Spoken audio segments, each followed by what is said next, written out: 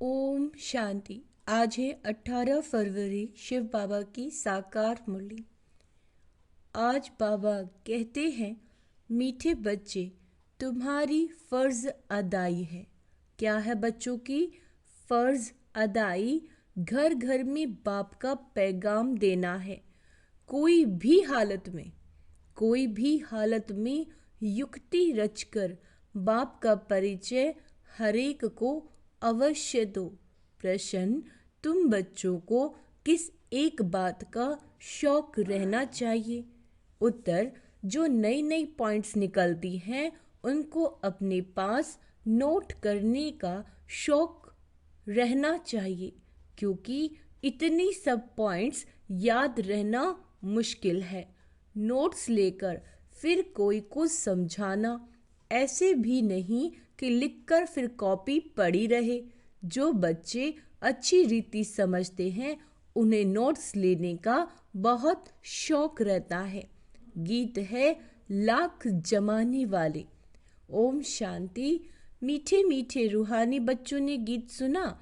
रूहानी बच्चे ये अक्षर एक बाप ही कह सकते हैं। रूहानी बाप बिगर कभी कोई किसी को रूहानी बच्चे कह नहीं सकते।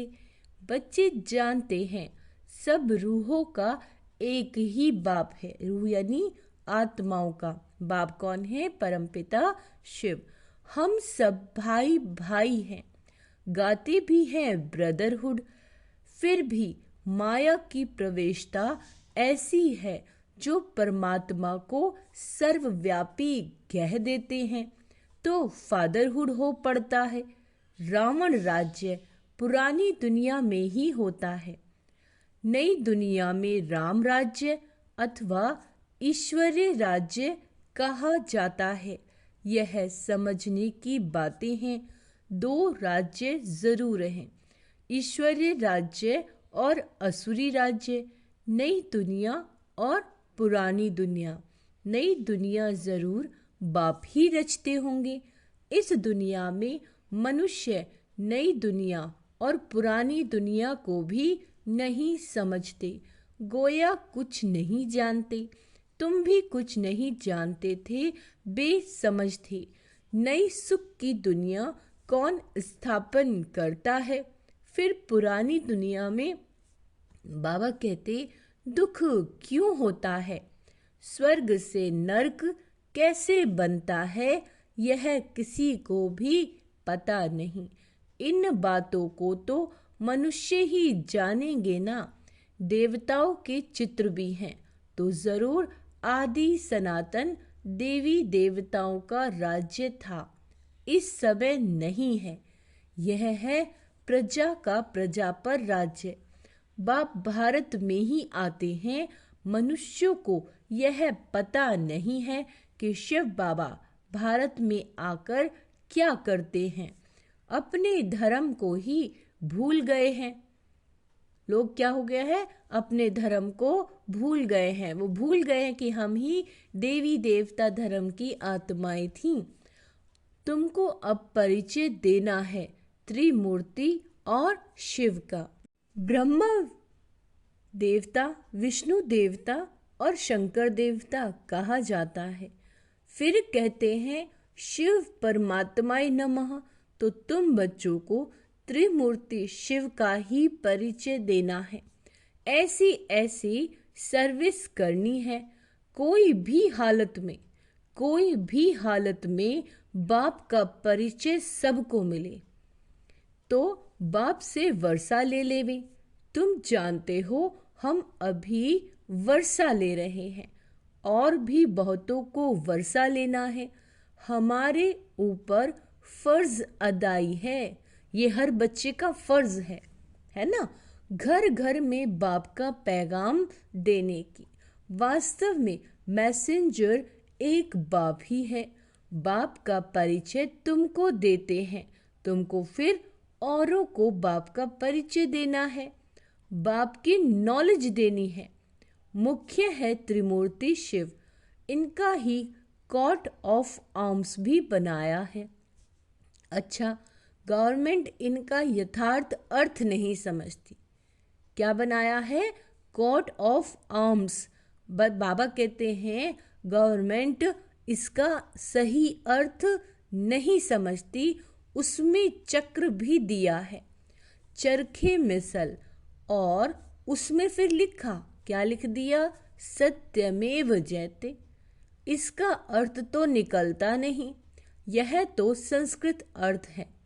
सत्यमेव जयते ये तो संस्कृत अक्षर है, अब बाप तो है ही ट्रुथ। वह जो समझाते हैं उससे तुम्हारी विजय होती है सारे विश्व पर। बाबा जो हमें समझा रहे हैं उससे क्या होगी? हम बच्चों की विजय होगी। और किस पर? पूरे विश्व पे। बाप कहते हैं मैं सच कहता हूँ, तुम इस पढ़ाई से सच सच नारायण बन सकते हो। वो लोग क्या क्या अर्थ निकालते हैं वह भी उनसे पूछना चाहिए। बाबा तो अनेक प्रकार से समझाते हैं।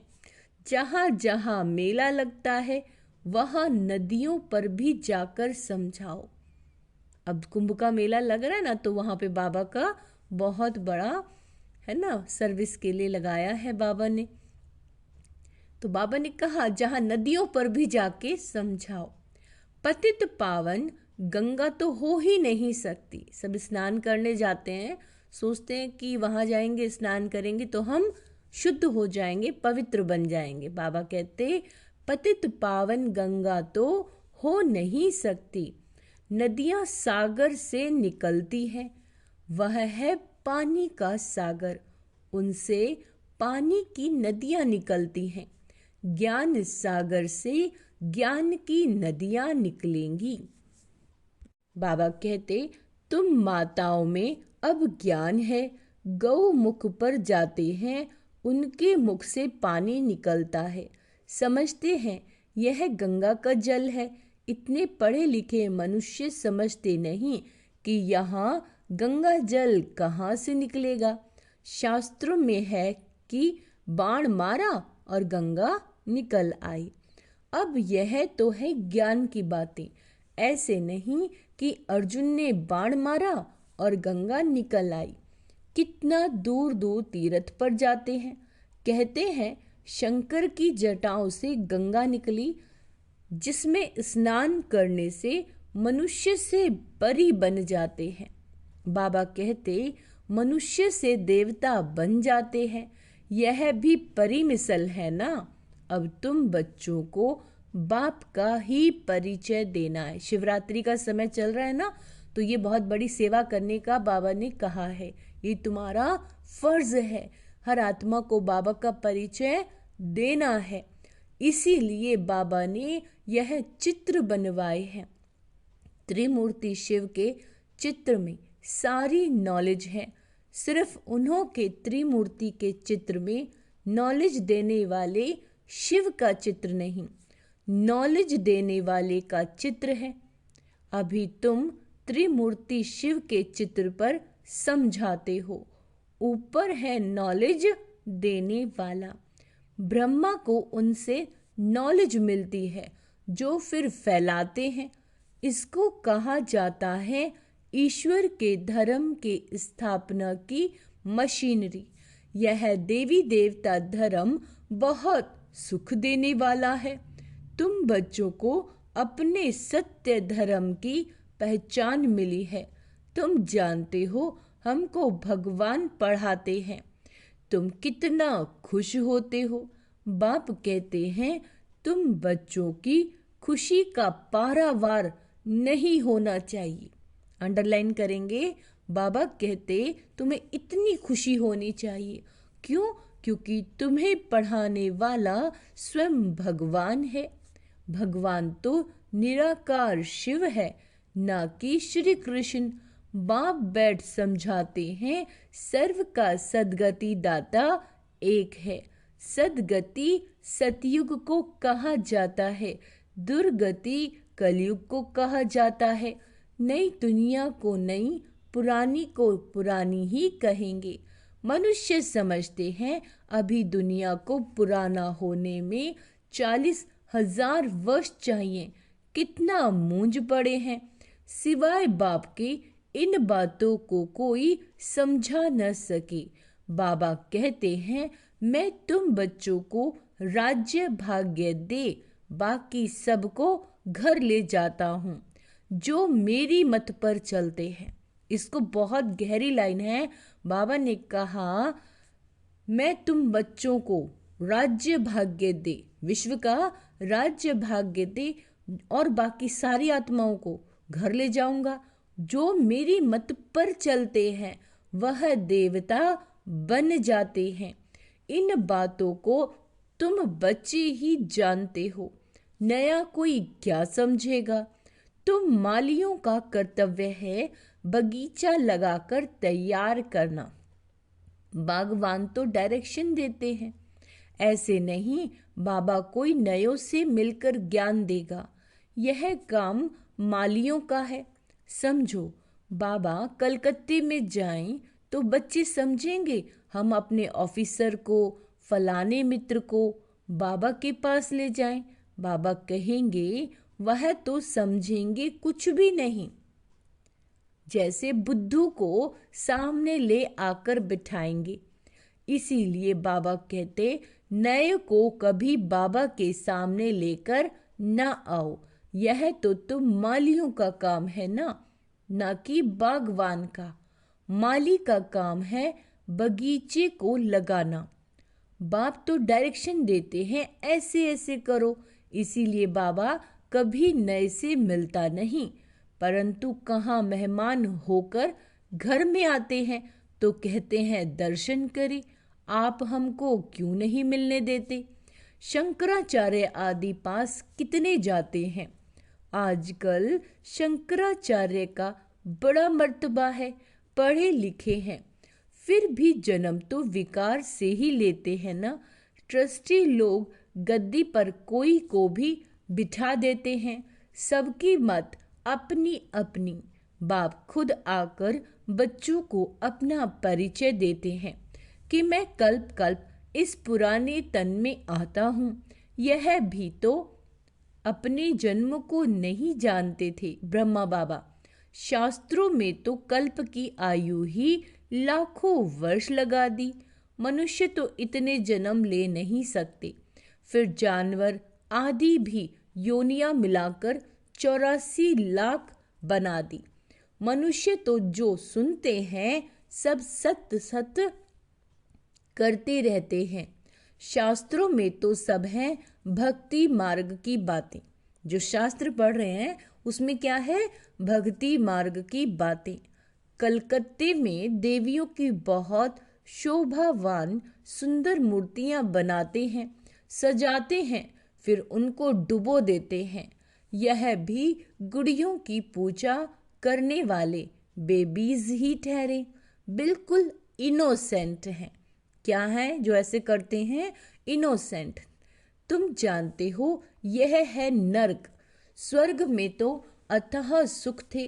अभी भी कोई मरता है तो कहते हैं फलाना स्वर्ग पधारा, तो जरूर कोई समय स्वर्ग था, अब नहीं है। नर्क के बाद फिर जरूर स्वर्ग आएगा। इन बातों को भी तुम जानते हो। मनुष्य तो रिंचिक भी नहीं जानते, तो नया कोई बाबा के सामने बैठ क्या करेंगे। इसीलिए माली चाहिए जो पूरी परवरिश करे। यहाँ तो माली भी ढेर के ढेर चाहिए। मेडिकल कॉलेज में कोई नया जाकर बैठी तो समझेगा कुछ भी नहीं। यह नॉलेज भी नई है। बाप कहते हैं, मैं आया हूँ सबको पावन बनाने। मुझे याद करो तो पावन बन जाएंगे। इस समय सब हैं तमो प्रधान आत्माएं।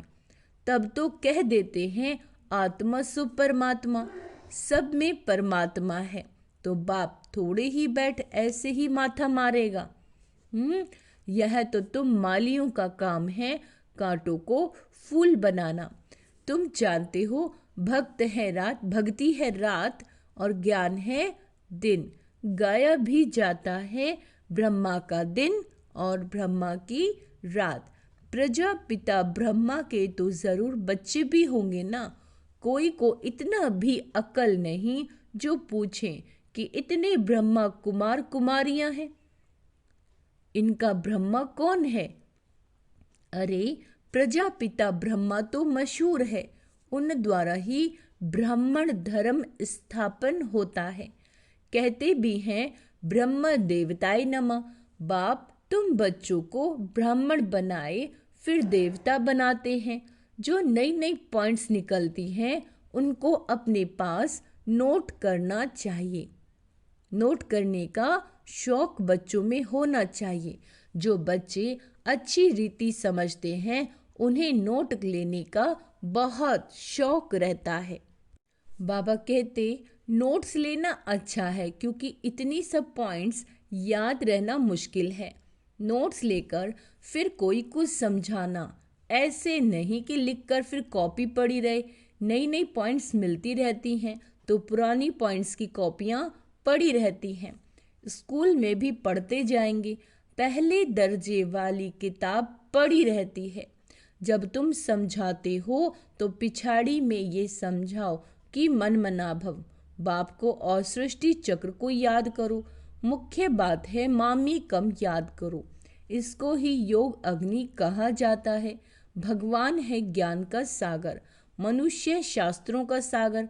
बाप कोई शास्त्र नहीं सुनाते, वह भी शास्त्र सुनाए तो बाकी भगवान और मनुष्य में क्या फर्क रह गया? बाप कहते इन भक्ति मार्ग के शास्त्रों का सार मैं तुमको समझाता हूँ। बाबा कहते वह मुरली बजाने वाले सर्प को पकड़ते हैं तो उनके दांत निकाल देते हैं। बाप भी विष पिलाना तुमसे छुड़ा देते हैं। इस विष से ही मनुष्य पतित बने हैं। बाप कहते हैं इसको छोड़ो। बाबा क्या कहते हैं? इसको छोड़ो, फिर भी छोड़ते नहीं। बाप गोरा बनाते हैं फिर भी गिरकर काला मुंह कर देते हैं। बाप आए हैं तुम बच्चों को ज्ञान चिता पर बिठाने। ज्ञान चिता पर बैठने से तुम विश्व के मालिक जगत जीत बन जाते हो। अच्छा, मीठे मीठे सिक्के लदे बच्चों प्रति माता पिता बाप दादा का याद प्यार और गुड मॉर्निंग। रूहानी बाप की रूहानी बच्चों को नमस्ते।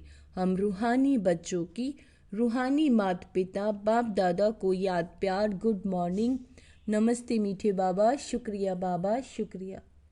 धारणा के लिए मुख्य सार, सदा खुशी रहे कि हम सत्य धर्म की स्थापना के निमित्त हैं। स्वयं भगवान हमें पढ़ाते हैं। हमारा देवी देवता धर्म बहुत सुख देने वाला है। बाबा कहते माली बन कांटों को फूल बनाने की सेवा करनी है। पूरी परवरिश कर फिर बाप के सामने लाना है। मेहनत करनी है। वरदान है पुरानी देह और दुनिया को भूलने वाले बाप दादा के दिल तख्त नशीन भव।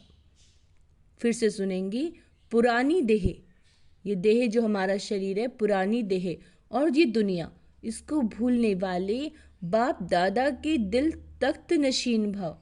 संगम युगी श्रेष्ठ आत्माओं का स्थान है ही बाप दादा का दिल तख्त। ऐसा तख्त सारे कल्प में नहीं मिल सकता। विश्व के राज्य का व स्टेट के राज्य का तख्त तो मिलता रहेगा, लेकिन यह तख्त नहीं मिलेगा। यह इतना विशाल तख्त है जो चलो फिरो खाओ सो लेकिन सदा तख्त नशीन रह सकते हो, है ना। चलो फिरो खाओ सो फिर भी बाबा के तख्त नशीन रह सकते हो। जो बच्चे सदा बाप दादा के दिल तख्त नशीन रहते हैं, जो बच्चे भगवान के दिल तख्त नशीन रहते हैं, वे इस पुरानी देह और देह की दुनिया से विस्मृत रहते हैं। इसे देखते हुए भी नहीं देखते। क्यों? क्योंकि ये तो विनाशी दुनिया है, ये तो खत्म होने वाली है ना। और बाबा की याद में जो बाबा की श्रीमत पर चलते हैं वो बाबा के दिल तख्त नशीन होते हैं। जैसे आज बाबा ने कहा ना, आपकी फर्ज अदाई है, आपको सबका परिचय देना है कि भगवान आया है। स्लोगन है हद के नाम, मान शान के पीछे दौड़ लगाना अर्थात परछाई के पीछे पड़ना। इंसान मनुष्य आत्माएं क्या करती हैं? हद का नाम मिले, है ना, सम्मान मिले तो उसके पीछे दौड़ लगाते हैं। तो ऐसी ही है जैसे कि वो अपनी परछाई के पीछे भाग रहा है, और परछाई तो कभी हाथ में आती नहीं। अव्यक्त इशारे, एकांत प्रिय बनो, एकता और एकाग्रता को अपनाओ।